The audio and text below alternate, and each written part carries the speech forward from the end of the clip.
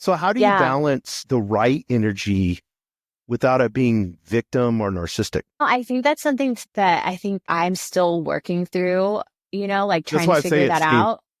Yeah. And I think it's something that all of us are going to be working through. And I think that's being vulnerable and authentic, knowing that I'm not coming from a place of like, I'm like this perfect person. I'm still working through this stuff. That's why I still journal every day. We're always a work in progress of figuring out the things. And, life isn't about the things that happen to us. It's really about our response to the things that happen to us. Yes. Right. And so instead of being a victim, being like, okay, so say like you have to do this thing for your kid. Well, it's like, okay, well, the next time I'm going to take a break and I'm going to say like, hey, we're going to do this together and I'm going to show you how to do it so that you're able to do it yourself.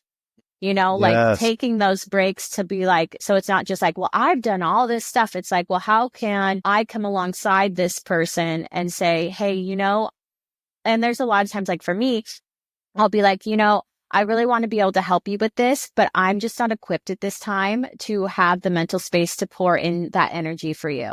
And I think, and it doesn't matter to like, it's not my responsibility how someone responds to that. It's me being authentic about where I'm at. Like even with different conversations with people, like I'll have friends that'll text me and they just be blowing me up and I'm in the middle of doing something and I go, hey, you know what? I'm actually in the middle of doing something right now. I really want to give you the time and energy to be able to have a concrete conversation with you about this and help you through it, but I can't right now.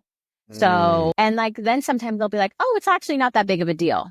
But we've already created this huge story in our head that it's like, oh my God, their life is falling apart. I have to be there for them, and like run to rescue them. And it's like, Mm-hmm. no, sometimes like you can just be honest about, I got things going on too. So, and being okay with like that response. But I also think it's really comes down to really connecting with our intuition too, like our gut tells us a lot. And I think a lot of the times when we're going through a lot of these things, like our gut is already telling us like, like you don't have time for that. Or, Mm-hmm. you know what I mean? Like, but we just kind of blow past and like, wow, make it happen, and it's like, just listen to your intuition. And sometimes you give that person the space and it really wasn't that important that you had to do all that stuff for them.